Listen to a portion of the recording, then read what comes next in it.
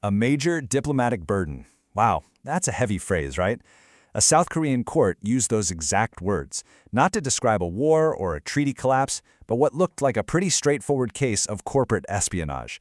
But as we're about to see, this was way, way more than just some business deal gone wrong. So how on earth does that happen? How does a tech deal, a secret one, yeah, but still just a deal over some military blueprints, suddenly blow up into a full-blown international crisis? One that could actually threaten the stability of the entire region. That's exactly what we're going to dig into. Okay, so first things first, we have to start inside a South Korean courtroom. Because really, the whole story of this diplomatic mess, it kind of begins, and in a lot of ways, it ends with one very clear, very simple, guilty verdict. So what happened?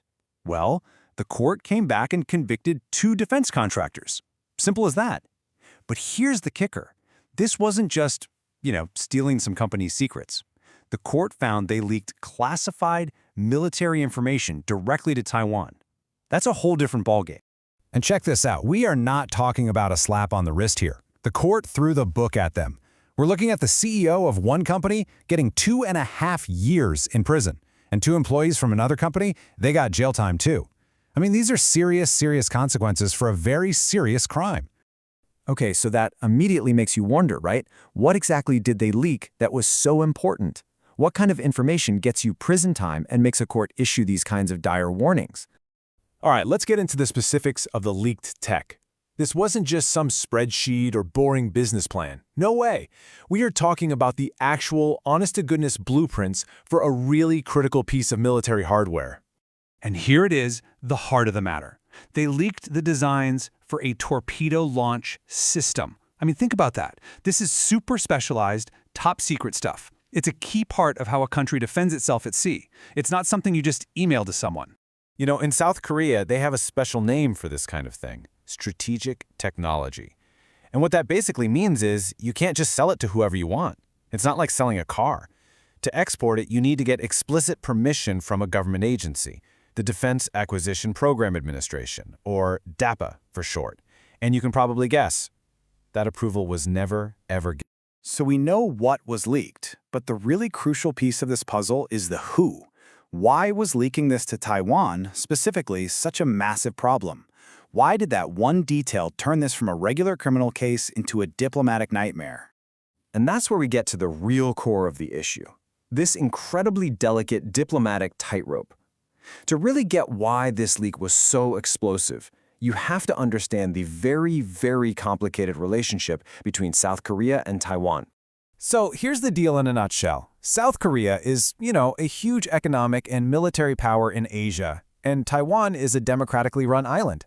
But, and this is a big but, they don't have formal diplomatic ties. Seoul officially recognizes the One China policy, which makes things, well, really tricky. It means South Korea is constantly performing this delicate balancing act in the region.